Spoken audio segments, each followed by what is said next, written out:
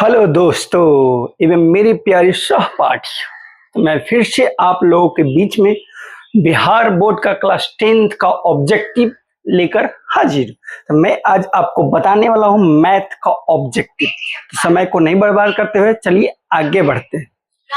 आइए, यदि अल्फा और बीटा बहुपद इतना और इतना का मूल्य हो तो 1/अल्फा और 1/बीटा का मान ज्ञात करना। चलिए साधारण और सिंपल, हमको ज्ञात करना है 1/अल्फा प्लस 1/बीटा।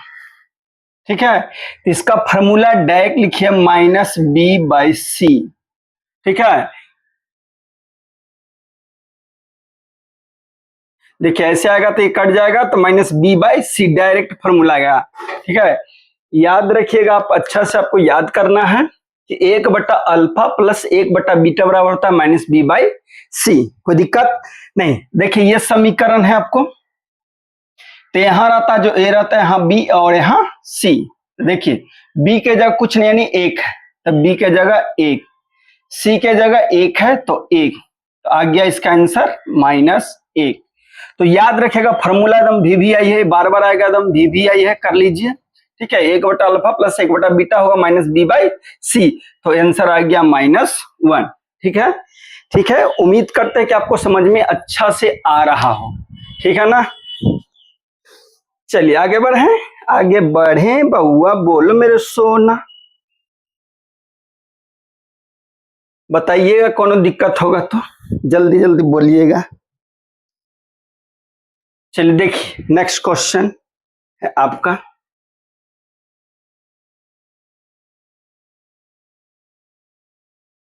बिंदु इतना न किस चतुर्थांश में है। आइए अभी इस चतुर्थांश या पाद, चतुर्थांश के जगह कहीं कहीं पाद भी लिखा रहेगा, पाद। ठीक है, दोनों का मतलब समझिएगा एक ही होता है, चतुर्थांश बोले या पाद, दोनों का मतलब क्या होता है, एक ही होता है। चलिए आइए बता देते हैं, ऐसे खींचते हैं तो ये हो जाता है, ये हो गया बाई अक्ष, ये हो गया एक्स अक्ष, याद रखिएगा, ये हो गया वाई अक्ष, ये हो गया एक्स अक्ष। इसको कहेंगे प्रथम पाद या इसी को चतुर्थांश भी बोलते हैं, चतुर्थांश। समझते चलिएगा, दिक्कत होगा मेरे बाबू, सोना मोना समोसा रसगुल्ला तो बोलना, कोनो दिक्कत है। तो प्रथम पाद चतुर्थांश, ठीक है, ये हो जाएगा दूसरा चतुर्थांश या पाद, ये हो जाएगा तीसरा और ये हो जाएगा चौथा। ठीक है, कोई दिक्कत है नहीं। अब देखिए, तो यहां से यहां तक जो y रहता है ये प्लस में रहता है, यहां से यहां तक x रहता है ये प्लस में रहता है। आपको पता है यहां से यहां तक रहता है x, ये माइनस में रहता है, और यहां से यहां तक ये रहेगा, ये माइनस में रहेगा। कोई दिक्कत नहीं है। जब भी पाद का मान या चतुर्थांश का मान लिखेंगे तो पहले x का लिखा था, बाद में y का लिखा था। ठीक है, पहले x का देन उसके बाद y का लिखते हैं, कोई दिक्कत नहीं है। चलिए अत्युत्तम। आइए तो यहां देखिए, इसमें पहला पाद का मान कैसे निकालेंगे।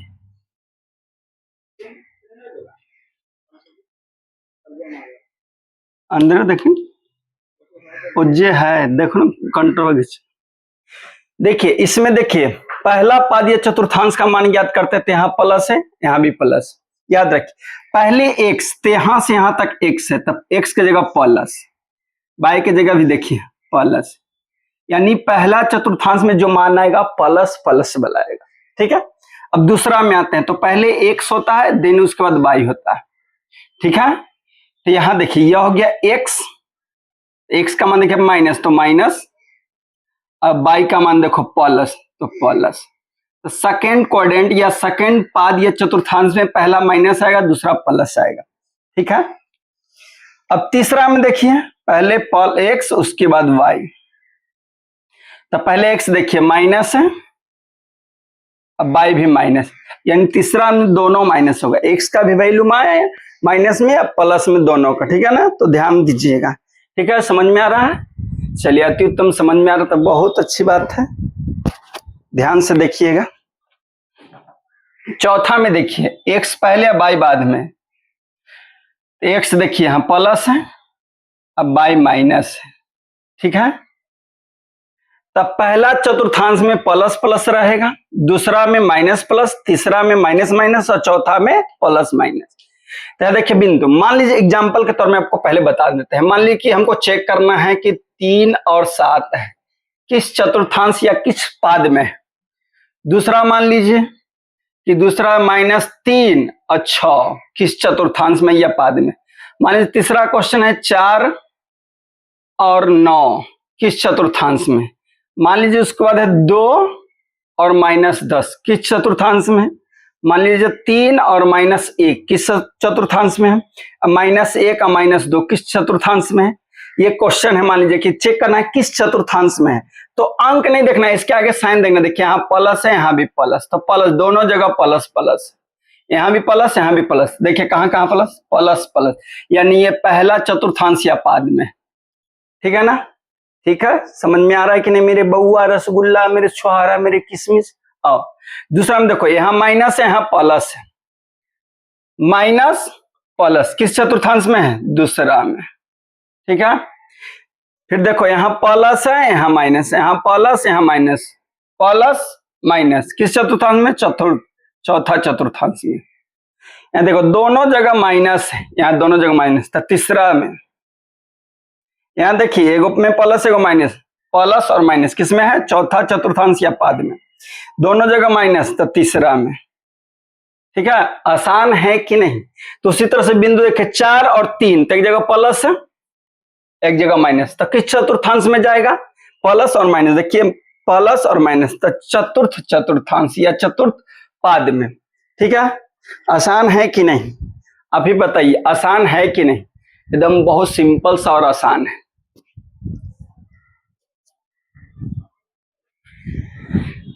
गर्मी से तो बेहाल हाल हो रहा है, गर्मी हो रहा है, लिख लीजिएगा, बहुत इंपॉर्टेंट है एग्जाम के लिए। एग्जाम्पल भी आपको बता दे कि किस टाइप से आपसे पूछ सकता है मेरे भाई मेरी दोस्त। मोहब्बत करना है, इश्क करना खदा नहीं है। आइए नेक्स्ट, वृत्त के केंद्र पर बना कौन होता है। आइए वृत्त, तो ये देखिए ये रहा वृत्त, जो चूड़ी है क्या है, वृत्त। वृत्त के बीच में एक बिंदु रहता है, इसको केंद्र कहते हैं। ये है वृत्त, आपका क्या है, वृत्त, ठीक है। तो वृत्त का जो सेंटर होता है, केंद्र होता है, उस पर 360 डिग्री का कोण बनता है। कितना कोण बनता है, 360 डिग्री, ठीक है। तो वृत्त के केंद्र पर बना कोण कितना होता है, 360 डिग्री। अब मान लीजिए तो वृत्त है, अब मान लीजिए आपको आ गया अर्धवृत्त। तब वृत्त को आधा काट दीजिए तो क्या बन जाता है, अर्ध। ये वृत्त है, तो वृत्त को ऐसे काट दीजिए, क्या हो गया, अर्धवृत्त। तो वृत्त में 2 गो अर्धवृत्त रहता है, तो ये हो गया अर्धवृत्त। तो अर्धवृत्त का मान लिया यहाँ केंद्र है, तो अर्धवृत्त पर कोण बनता है कितना का, 180 यानी 180 डिग्री का। कोई दिक्कत है। अर्धवृत्त की बात की जाए, अर्धवृत्त, तो अर्धवृत्त के केंद्र पर कितना का कोण बनेगा, 180 डिग्री का। वृत्त का केंद्र की बात की जाए तो कितना बनेगा, 360 डिग्री का। अब उसी तरह से मान लीजिए चतुर्थांश है, क्या है, चतुर्थांश। देखिए ऐसे है, ये चतुर्थांश हो गया, तो चतुर्थांश पे बनता है 90 डिग्री का, याद रखिए।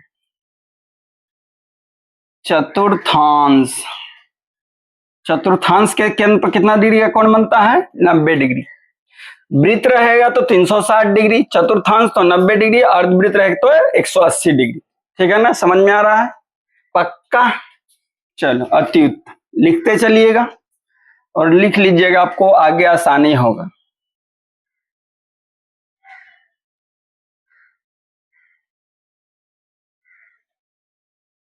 निम्नलिखित में कौन अभाज्य संख्या है, ठीक है। तो अभी जानेंगे कि अभाज्य संख्या कौन होता है। कौन सी संख्या, अभाज्य संख्या। याद करिए, अभी सुना सुनिए होगा, फिर कुछ आइएगा। अभाज्य संख्या, अभी जानेंगे हम लोग अभाज्य संख्या के बारे में। कौन सी संख्या, अभाज्य संख्या क्या होती है। तो आपको लिखना है तो लिख लीजिए, अभाज्य संख्या मैं बोल देता हूं।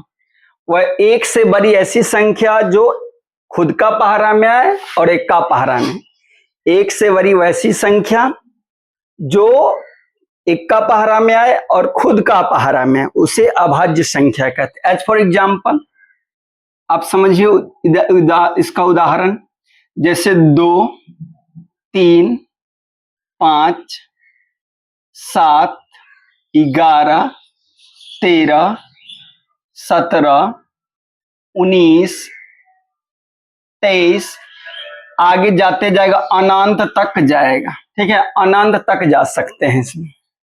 ठीक है, अनंत तक जा सकते। अभाज्य संख्या किसको कहेंगे? जो एक का पहाड़ा में आए और खुद का पहाड़ा में, उसी को हम क्या कहते हैं? अभाज्य संख्या कहते हैं। ठीक है ना, जो खुद का पहाड़ा में आए और एक का पहाड़ा में आता है उसी को अभाज्य संख्या कहते हैं। देखिए, दो सिर्फ एक का पहाड़ा में आएगा और 2 का पहाड़ा में आएगा, तो इसीलिए 2 क्या हो गया? अभाज्य संख्या हो गया। 3 की बात की जाए तो 3 भी एक का पहाड़ा में आएगा और 3 का पहाड़ा में आएगा, इसलिए भी क्या हो गया? अभाज्य संख्या हो गया। 5 भी वैसा ही, 5 भी देखिए एक का पहाड़ा में और 5 का पहाड़ा में आएगा, तो ये क्या हो गया? अभाज्य संख्या। 7 भी एक का पहाड़ा में आएगा और 7 का पहाड़ा में आएगा, इसलिए भी क्या हो गया? अभाज्य संख्या। 11 भी एक का पहाड़ा में, 11 का पहाड़ा में आएगा, इसलिए क्या हो गया? अभाज्य संख्या। उम्मीद करते हैं कि आप समझ गए होंगे अच्छे से। तो जो एक का पहाड़ा और खुद का पहाड़ा में आता है उसी को हम लोग अभाज्य संख्या कहते हैं। क्लियर ना? तो यहाँ पर इनमें कौन अभाज्य संख्या है तो चेक करिए। 23 अभाज्य संख्या है, सॉरी 13 अभाज्य संख्या है, 23 भी अभाज्य संख्या है, 17 भी अभाज्य संख्या है। अब देखिए, ये अभाज्य संख्या नहीं है, बाकी ये तीनों अभाज्य संख्या है। यहाँ क्वेश्चन हो जाए निम्न में कौन अभाज्य संख्या नहीं है, क्वेश्चन होना चाहिए कि कौन अभाज्य संख्या नहीं है। तो ये 3 गो तो अभाज्य संख्या, लेकिन ये अभाज्य संख्या नहीं है। कैसे नहीं है आपको बता दे। देखिए 77 है, तो 77 एक का पहाड़ा में भी आएगा, 7 का पहाड़ा में भी आएगा, फिर 11 का पहाड़ा में भी आएगा और 77 का पहाड़ा में भी आएगा। आएगा कि नहीं? तो 1 2 3 4 गो का पहाड़ा में आ रहा है, तो ये अभाज्य संख्या नहीं है। कौन सी संख्या हो गया? भाज्य संख्या। भाज्य संख्या। अभाज्य संख्या जो एक का पहाड़ा में आता है, खुद का पहाड़ा में आता है, वो अभाज्य संख्या हो जाता है। लेकिन यदि भाज्य संख्या की बात की जाए तो जो एक का पहाड़ा में भी आए, खुद का पहाड़ा में भी आए, इसके अलावा दूसरा के पहाड़ा में भी आए। जैसे देखिए 77 एक का में भी आ रहा है, 7 का में भी आ रहा है, 11 का में भी आ रहा है, 77 यानी एक का और खुद का में भी आ रहा है, उसके अलावा दूसरा में भी आ रहा है, तो ये हो गया भाज्य संख्या। समझे कि नहीं? अरे समझ में आया मेरे रसगुल्ला, मेरे बाबू? चलो, समझ में आ रहा है तो वीडियो को शेयर कर दीजिएगा। ठीक है ना?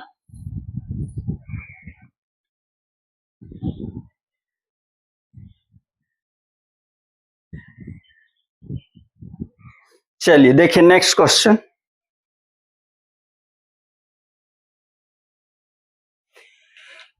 टेन 45 का मान होगा।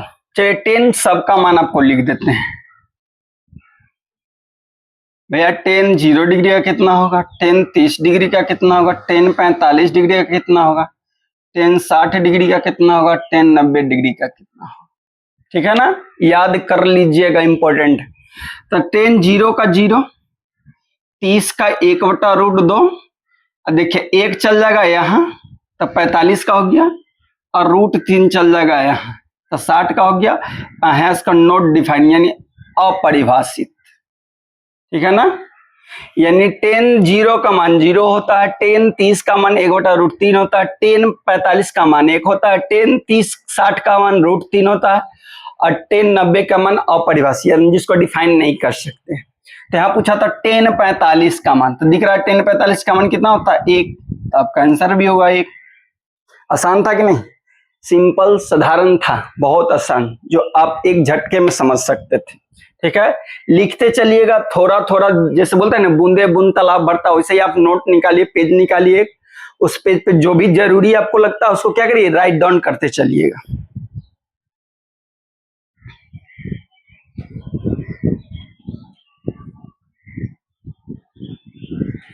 चलिए आइए, गोले का आयतन का सूत्र लिखिए। आइए, गोला के बारे में जानते हैं।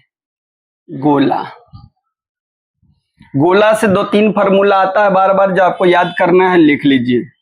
गोला का पृष्ठ क्षेत्रफल संपूर्ण बोले या पृष्ठ क्षेत्रफल, तो गोला का पृष्ठ क्षेत्रफल 4 पाई आर स्क्वायर होता है।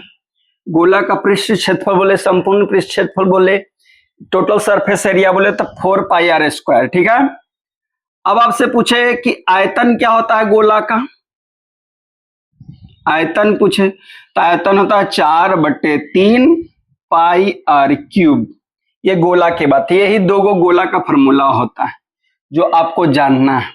ठीक है ना, कुछ खास नहीं है। गोला का पृष्ठ क्षेत्रफल 4 पाई आर स्क्वायर, आयतन होता है 4/3 पाई आर क्यूब। कोई दिक्कत? क्या पूछा था गोला का आयतन, तो आयतन दिख रहा है यहाँ है 4/3 पाई आर क्यूब। अब ये अर्धगोला को भी आपको बता देते हैं। अर्धगोला, अर्धगोला के बारे में भी जान जाइए। अर्धगोला में होगा वक्र पृष्ठ क्षेत्रफल भी, वक्र पृष्ठीय क्षेत्रफल, इसका होता है 2 पाई आर स्क्वायर, वक्र पृष्ठ क्षेत्रफल बोले तो गोला, अर्धगोला का। अब संपूर्ण बोले, संपूर्ण पृष्ठीय क्षेत्रफल गोला का, तो याद रखिएगा 3 पाई आर स्क्वायर। आयतन पूछे गोला का, तो 2/3 पाई आर क्यूब होगा। एकदम लिख लीजिएगा, आपका एग्जाम पॉइंट ऑफ व्यू से बहुत जरूरी। फिर से रिपीट कर देते, गोला का पृष्ठ क्षेत्रफल 4 पाई आर स्क्वायर, गोला का आयतन 4/3 पाई आर क्यूब। ये गोला की बात हो। अर्धगोला में आते हैं, तो अर्धगोला का वक्र पृष्ठ क्षेत्रफल 2 पाई आर स्क्वायर, अर्धगोले का संपूर्ण पृष्ठ क्षेत्रफल या पूर्ण पूछे या टोटल पूछे तो 3 पाई आर क्यूब। ये वाला से ज्यादा पूछता है, ये एकदम इंपॉर्टेंट है, याद रखिएगा। गोला का संपूर्ण पृष्ठ क्षेत्रफल और गोला का आयतन 2/3 पाई आर क्यूब, ये भी पूछता है सबसे ज्यादा ये, उसके बाद ये। ठीक है, बहुत इंपॉर्टेंट है जो आपको जानना है। ठीक है ना, ठीक है, चलिए अति उत्तम, आपको समझ में आ रहा है, यही मजा आ रहा है।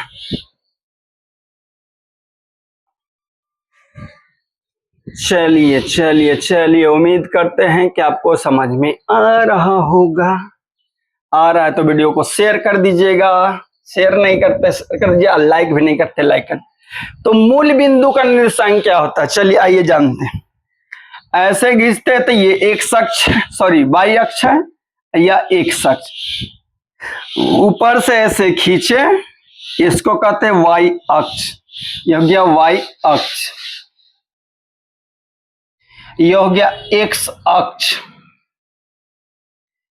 एक्स अक्ष और वाई अक्ष जहां एक दूसरे को काटता है या लिबिर जिलबिर जहां हो रहा है, इसका वाई अक्ष और एक्स अक्ष जहां एक दूसरे को काटता है, इसी को कहते हैं मूल बिंदु। ये क्या है, मूल बिंदु। याद रखिएगा, जहां वाई अक्ष और एक्स अक्ष एक दूसरे को काटता है, लिबिर लिबिर करता है, उसी को कहते हैं मूल अक्ष। तो जब भी लिखाएगा तो मूल अक्ष में मूल बिंदु, सॉरी मूल बिंदु तो पहले वाई एक्स उसके बाद वाई, जहां दोनों काटेगा वही है मूल बिंदु। तब मूल बिंदु में पहले एक्स आता फिर वाई, तो एक्स का भी मान 0 होगा और वाई का भी मान 0। मूल बिंदु पर एक्स का भी मान 0 और वाई का भी मान 0 होगा। ठीक है, ठीक है, समझ में आ गया। तो पूछा था मूल बिंदु का निर्देशांक क्या होगा, देखिए 0 0 0 0 0 0 0 0 आपको बना देगा हीरो। समझ गया। अब यहां से क्या और पूछता है, वाई अक्ष की दूरी को क्या कहते हैं, वाई अक्ष की दूरी, तो वाई अक्ष की दूरी को क्या कहते हैं, वाई अक्ष की दूरी को क्या कहते हैं और एक्स अक्ष की दूरी को क्या कहते हैं, लिख के बताइए। एक्स अक्ष की दूरी और वाई अक्ष की दूरी को क्या कहते हैं, तो वाई अक्ष को कहते हैं भुज, ऐसो कहते हैं कोटि। एकदम इंपॉर्टेंट है, वीवीआई है, जितना स्टार देना है दे दीजिए। ठीक है, एक्स अक्ष की दूरी को कोटि कहते हैं, सॉरी वाई अक्ष के कोटि को कोटि, वाई अक्ष की दूरी को कोटि कहते हैं और एक्स अक्ष की दूरी को भुज कहते हैं। कोई दिक्कत नहीं है। उसी तरह से जहां एक्स अक्ष और वाई अक्ष एक दूसरे को काटता है उसको मूल बिंदु कहते हैं। बिंदु लिखने का तरीका पहले एक्स उसके बाद वाई लिखाता है, तो यहाँ x का भी वैल्यू 0 होगा और y का भी वैल्यू 0, यानी इससे पता चलता है कि जो मूल बिंदु है वो क्या होगा 0 0 होगा। ठीक है, ठीक है, चलिए क्या हुआ बुआ?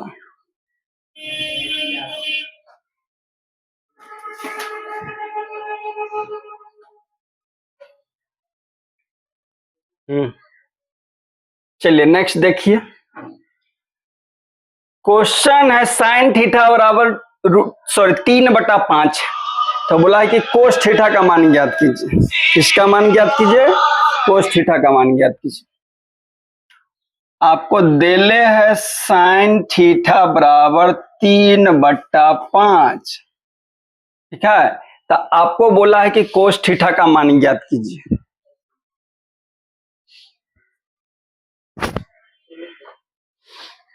देखिए, तो साइन थीटा को हम लोग लिख सकते हैं लंब बटा कर्ण। साइन थीटा को लिख सकते हैं लंब बटा कर्ण, दिले कितना 3/5, यानी लंब का मान हो गया 3 और कर्ण का मान हो गया 5। ठीक है, लंब का मान हो गया 3 और कर्ण का मान हो गया 5। कोई दिक्कत? तो यहां से एक फॉर्मूला लिख लीजिए, कर्ण का स्क्वायर बराबर होता है लंब का स्क्वायर और प्लस आधार का स्क्वायर। यह है पाइथागोरस प्रमेय। क्या उनका कहता है? पाइथागोरस थ्योरम, पाइथागोरस प्रमेय। यहां देखिए, लंब देले है, कर्ण देले है, इससे आधार निकाल लेंगे, आराम से निकल जाएगा। ठीक है, तो कर्ण के जगह रखिए 5, तो 5 का स्क्वायर, लंब के जगह 3, तो 3 का स्क्वायर, तो निकालेंगे क्या? आधार। 5 का स्क्वायर 25, 3 का स्क्वायर 9, इधर आधार है, आधार का स्क्वायर। तो कोई प्लस में इधर आएगा तो माइनस में, इधर बच गया आधार, आधार का स्क्वायर। घटाएंगे तो कितना हो जाएगा? 16, इधर आधार का स्क्वायर। बोलो कोई दिक्कत? तो इधर बचा 16 बराबर आधार का स्क्वायर, यही ना बचा है। अब देखिए, स्क्वायर हटेगा तो इधर रूट हो जाएगा, इधर बच गया आधार। तो 16 निकलता है 4, आपको पता है रूट से, तो आधार आ गया 4। आधार का मान कितना आ गया? 4 आ गया। आपको लंब का भी पता है, कर्ण का भी पता है, आधार का भी पता है। हमको निकालना है क्या था? कोस थीटा का मान।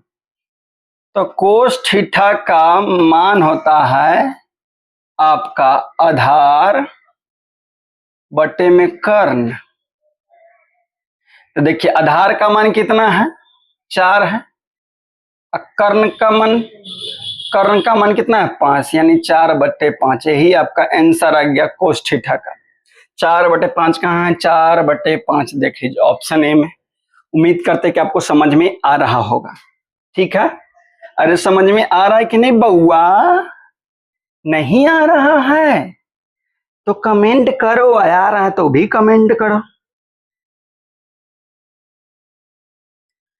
आइए, कोस 48 माइनस साइन 42 का मान क्या होगा? एकदम सिंपल और साधारण सा क्वेश्चन है। कोस 48 डिग्री माइनस साइन 42 डिग्री, इसका डायरेक्ट करने का तरीका क्या है आपको बता देते हैं। डायरेक्ट करने का तरीका है, डायरेक्ट भी इसको आप कर सकते हैं। याद रखिए, जब भी ऐसा मेरे तो ये दोनों अंक को देखना है, इसको यदि जोड़ के आ रहा है, जोड़ के 90 आ रहा है, 90, तो देखो 48 और 42, 90 आ रहा है कि नहीं? तो 90 आ रहा है तो देखो दोनों कट जाएगा, हम माइनस है तो कट जाएगा, और कट के कितना आ जाएगा? 0। माइनस रहेगा तो कट के आ जाएगा 0, और प्लस रहेगा तो आंसर आ जाएगा 2।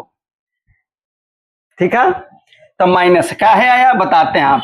देखिए मिटा दे, देखिए यहां बता दे रहा आप, कोस 48 डिग्री और साइन 42 डिग्री। तो कोई और को बदलिए, मान लिया कोस को बदल देते हैं साइन में, तो हो जाएगा 90 माइनस 48 डिग्री। फॉर्मूला आपको याद होना चाहिए। फॉर्मूला क्या होता है? यहां लिख दे रहे हैं, साइन 90 माइनस थीटा बराबर होता है कोस थीटा। तो कोस थीटा की जगह देखिए लिख दिए, कोस थीटा की जगह लिख दिए साइन 90 माइनस थीटा लिख दिए, इधर जैसे था उसे छोड़ दिए। अब हो गया देखो, घटाओ तो साइन 90 में से 48 जाएगा तो 42 डिग्री बराबर साइन 42 डिग्री। एक चीज और यहाँ घटाइएगा तो एज्जा वाला आएगा, ध्यान दीजिएगा, एज्जा घटाइएगा तो यही वाला आएगा। अब देखो दोनों सेम टू सेम हो गया, थीटा यहाँ भी 42 यहाँ भी 42, यानी कट गया, कट के कितना आ गया 0। वही बताते हैं, बता रहे थे, याद रखिएगा जोड़ के 90 आ गया तो समझिए कि माइनस है तो 0 आ जाएगा, प्लस है तो 2 आ जाएगा। ठीक है, तो इसका आंसर कितना आएगा 0। ठीक है, समझ में आ रहा है कि नहीं आ रहा है? आ रहा है अच्छा से, चलिए आ रहा है, बहुत अच्छी बात है, आ रहा है तो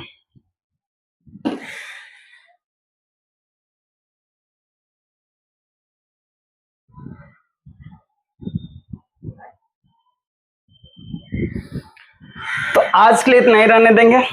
उम्मीद करते हैं आपको सेशन पसंद आया होगा। सेशन पसंद आया तो वीडियो को शेयर कर दीजिएगा, और लाइक आप लोग नहीं करते हैं वीडियो को लाइक कर दीजिएगा। चैनल पर नया है तो चैनल को सब्सक्राइब कर लीजिए। आज के लिए इतना ही, जय हिंद जय भारत।